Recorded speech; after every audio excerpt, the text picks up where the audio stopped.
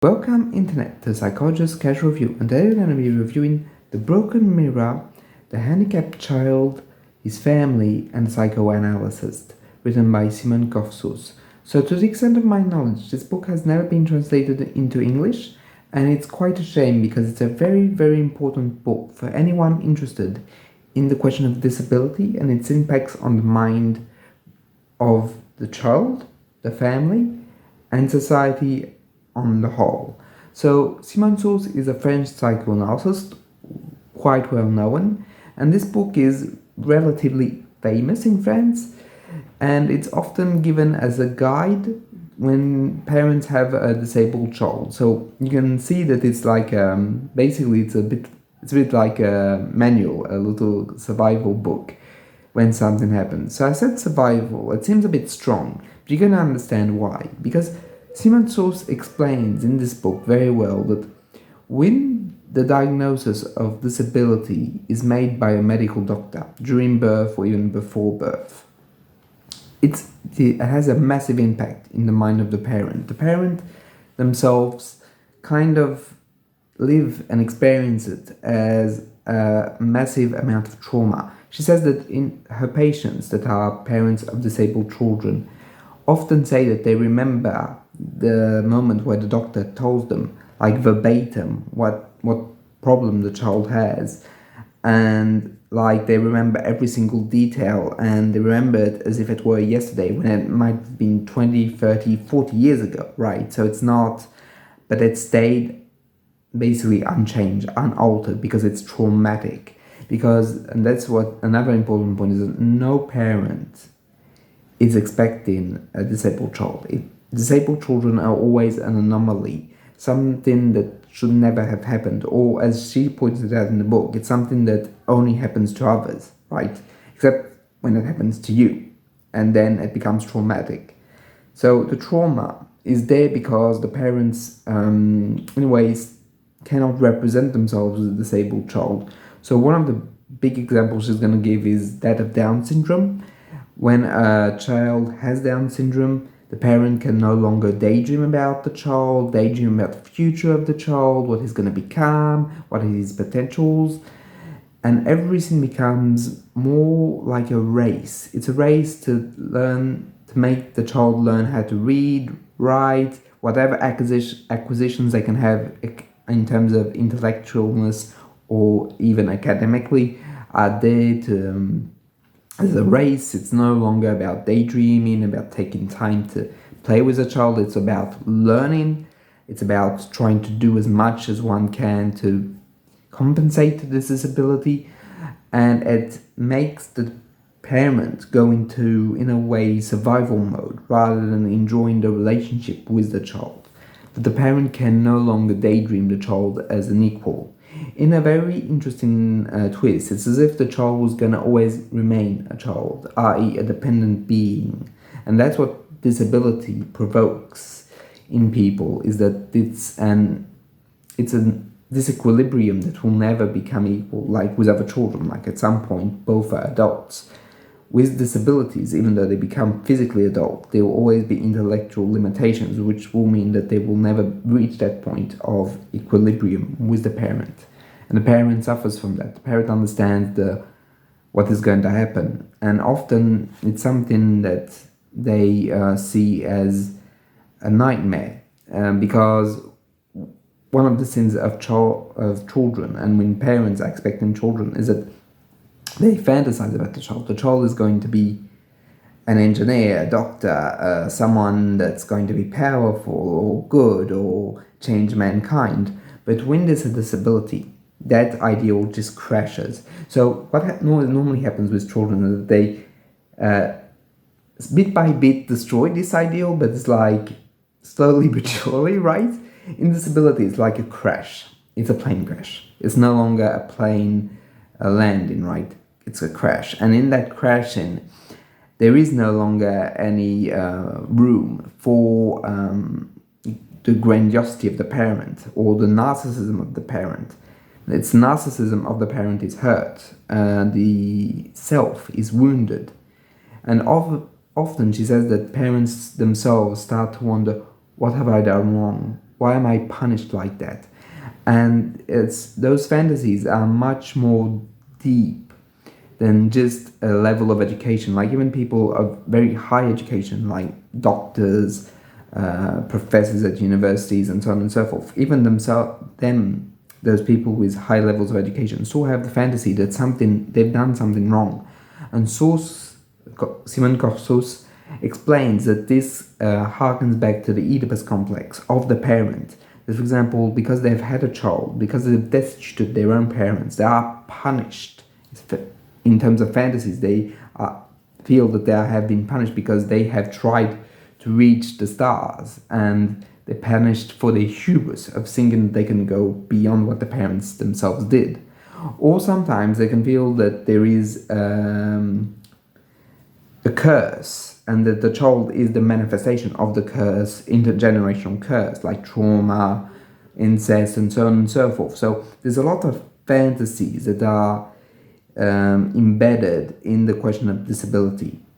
There's also this very important question that what does create for the disabled child? Well, the disabled child is a different child, a child that will never be like the others. And she does explain that there is this illusion that we can give to the disabled child that, oh, well, if we integrate them perfectly, then they're no longer disabled. That's an illusion. The child will always be disabled. But there are ways of trying to make them more part of the collective. And for her, and it's very important, and she insists on that, is that the disabled child has to be with other disabled children, but not only. There have to be also a group of the disabled child, let's say 3 or 4, have to be in a group of able-bodied children, like 30, 40, right? And I mean, all of that is going to create a sin, because the problem is if you only put one disabled child, regardless of the disability, it's going to create a form of alienation where the child is going to be different. It's the different one, or his spatial needs.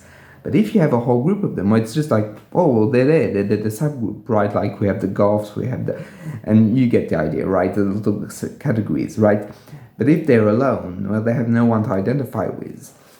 And often there are very interesting reactions. For example, able-bodied children might even like play with, for example, the splints or the crutches of disabled children, and the disabled children might be very happy about that. However, if another disabled child plays with them, now they're going to be furious. Why? Because the disabled child doesn't necessarily accept the disability. That's also something that's very important, is that because a parent stays marked and blocked to the question of disability, because they haven't digested it, the child cannot digest what the parents haven't digested themselves.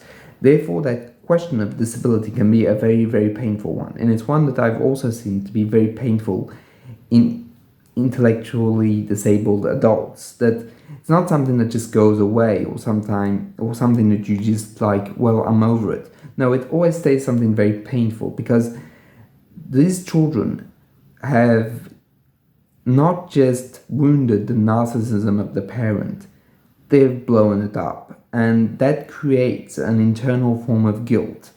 The parents feel guilty to have produced a child, but the child feels guilty because they're disappointed the parent. So it's a double axiom of guilt, where one form of guilt amplifies the other.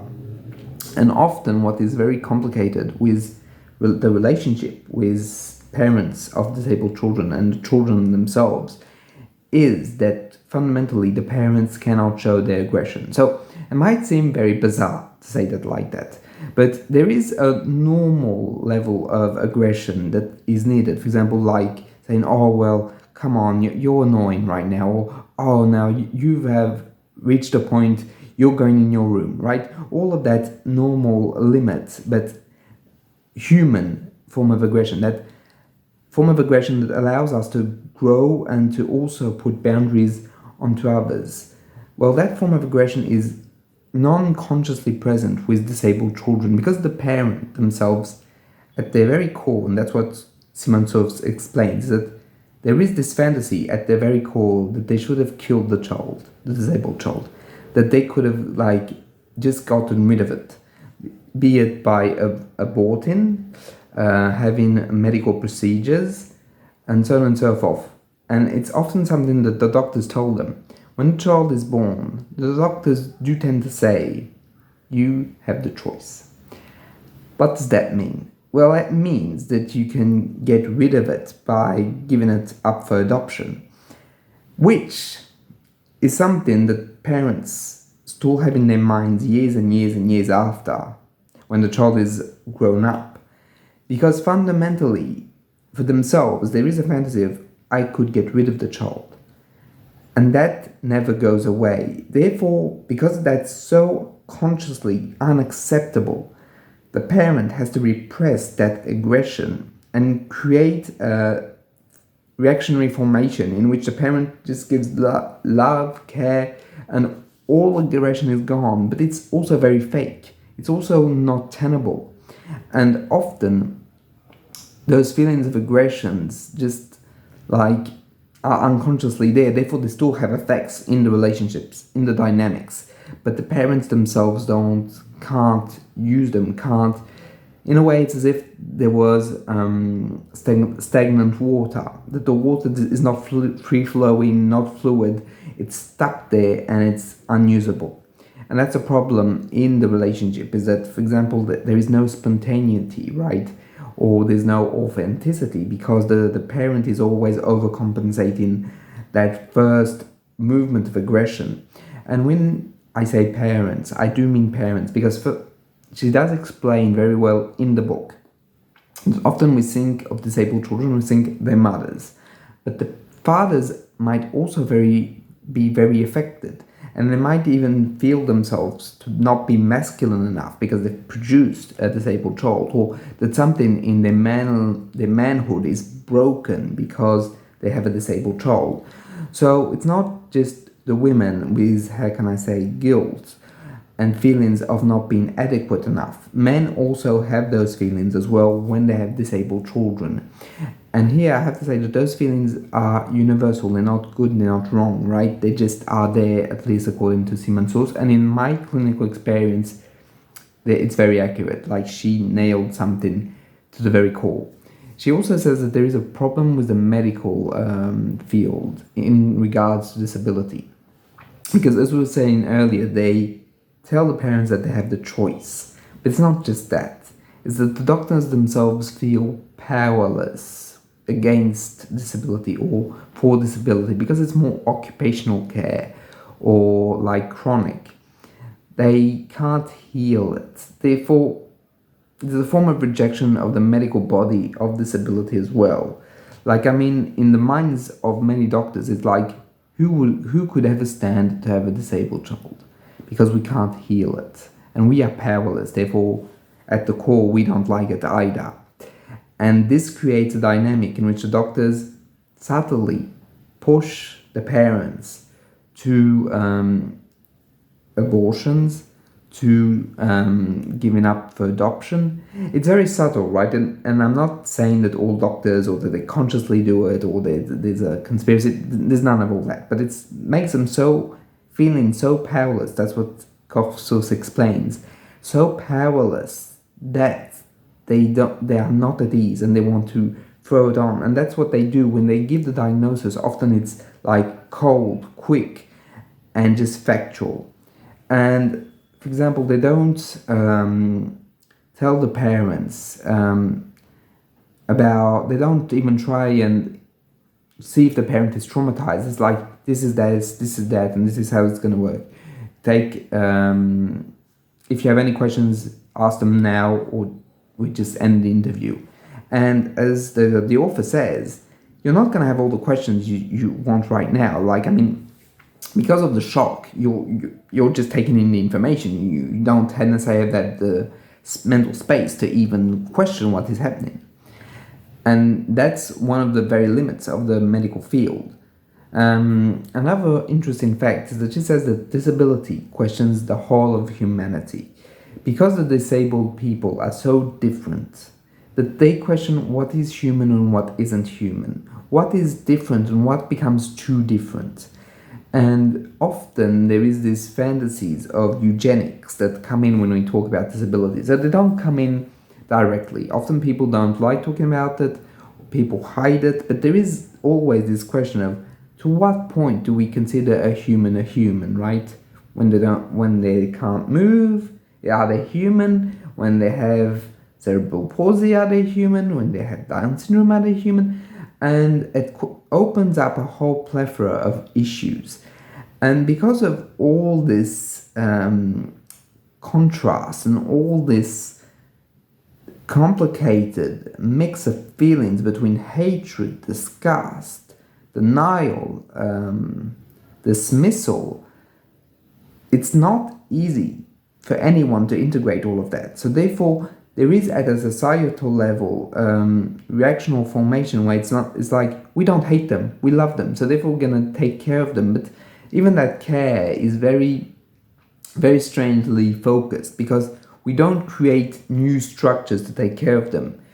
I would even say that the French government has been very reluctant to do that. However, there seems to be unlimited budget for trying to find the disability before birth, trying to have like late-term abortions for people with disabilities. And this is important. Not everyone, people with disabilities.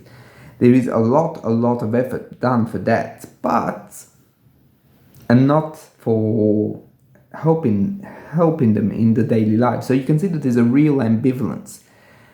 That being said, it's not also, and I have to say this, it's not black and white, right? Because there's a lot of people trying to integrate disabled people among society, and it does work, but there's a lot of issues.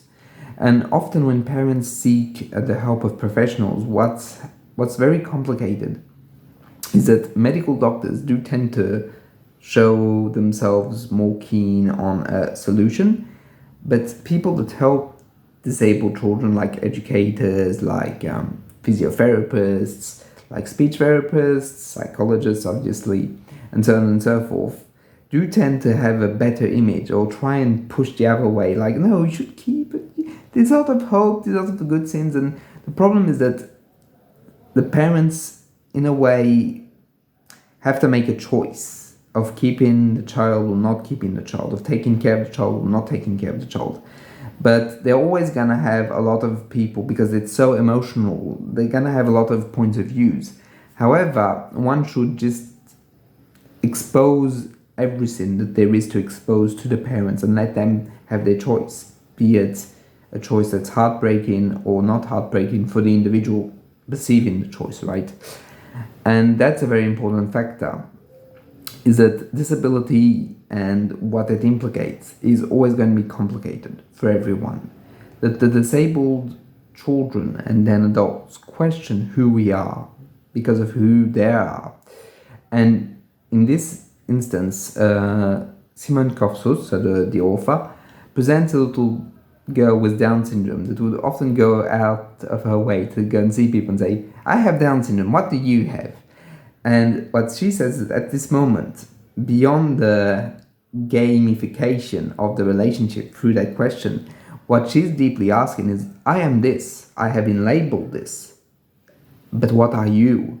And that's something that disabled people, or by contrast, always question the others. Yeah, I'm disabled, but what are you?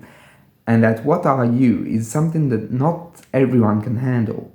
So therefore there might be a lot of rejection because they can't handle that fundamental question of who they are, when a disabled person might show it on their sleeve. It might be visible, like for example cerebral palsy, Down syndrome, Fragile X syndrome, and so on and so forth. So it does open up more questions than it answers, but this book is wonderful, and it's no secret that what she questions in the book is very pertinent, and I think that that's one of the reasons why parents of disabled children love this book and recommend it so highly. It's because it's filled with a lot of good insights, and it doesn't get rid of the question of guilt, but it investigates it. It goes to the depth of what guilt is in the question of disability, because when there is disability, there is guilt, and so that's something she clearly expresses, and it's something that in the lived experience of both the families and the disabled people, is something you can find. And I would even go so far as to say it is in the whole of society in regards to disabled people. So that was pretty much it for the Broken Mirror. Again, it's not translated into English, but if you can read French, highly recommend. And that's pretty much it. So if you have any questions or anything you'd like to ask, feel free to put them in the comments, and I'll see you in the next one. Bye.